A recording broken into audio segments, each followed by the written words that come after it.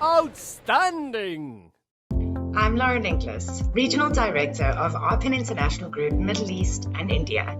And today I'm excited to introduce our guest on the show, Robert Maisel.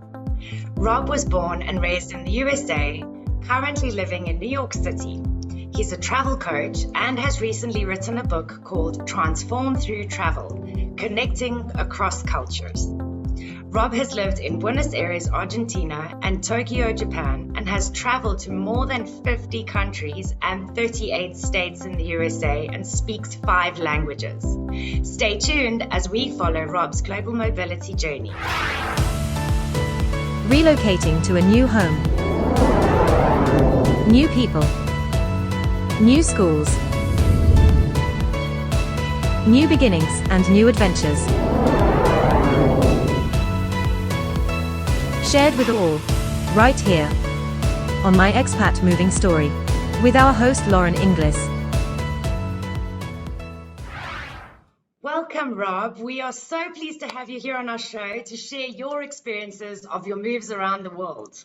I'm sure you have some incredible stories about your relocations and travel experiences to share with everyone. So let's get started.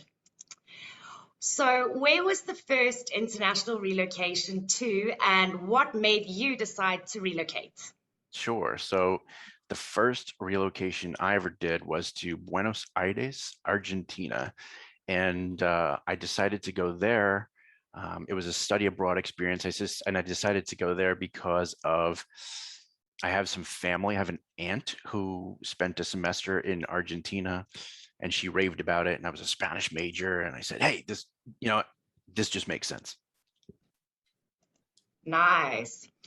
And to me, it's really amazing that you speak 4 languages aside from English. So if I got it right, it's Spanish, Portuguese, Japanese, and Chinese, right?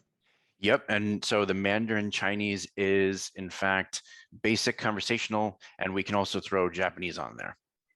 Nice.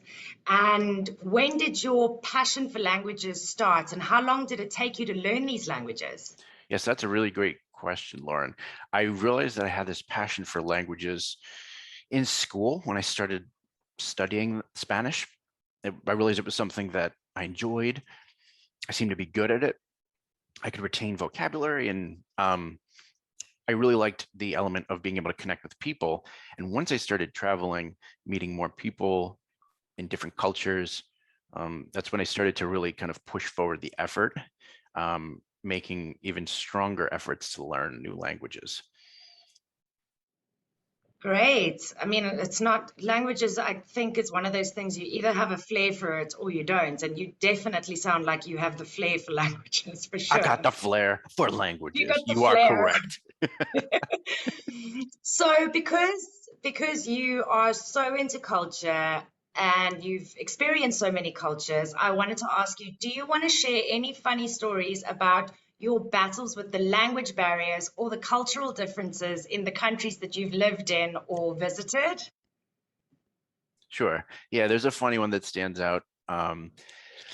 In Japan, just my understanding of the word So basically, when I first arrived to Japan, I didn't really know too much what to expect because I had never been. And this was my first trip over there as a tourist. I would later return to work in Japan.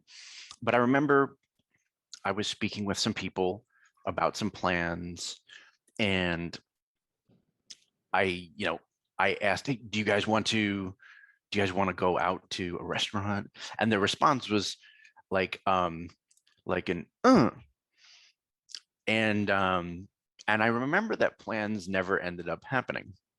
And so I would go on later in Japan to see this happening. I would go on to understand that I was never getting like a it was always a it was just a matter of like what kind of So it was a really fascinating experience because I came to understand, and this is only my perception, but a lot of us look at as sort of like yes, but I understand to be I hear you, and not necessarily a yes. And I sort of created three levels of in my head. The first being like that's like very certain, which is a decent chance that it's actually a yes, but no guarantees. Which is slight hesitation, which is almost definitely no. And then like a concerned and that's like, oh, beep to the beep no. So you figured it out what the ums meant eventually? Yeah, and that's not to say that I get it right or get it perfect every time, by any means. But I figured out more sort of a system to help me understand the basic functionality of what I perceive to be going on. Who would have thought that would have so many meanings to it?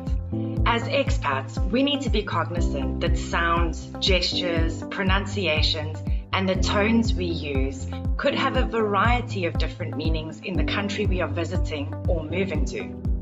In part 2 of our 4-part interview with Robert Maisel, we are going to begin to explore the countries he's visited, and in particular, if he's ever gotten to the Middle East and what his experience there might have been. So be on the lookout as we release part 2 next week. And remember, a life of relocation always has a great moving story to be told. Take care, everyone.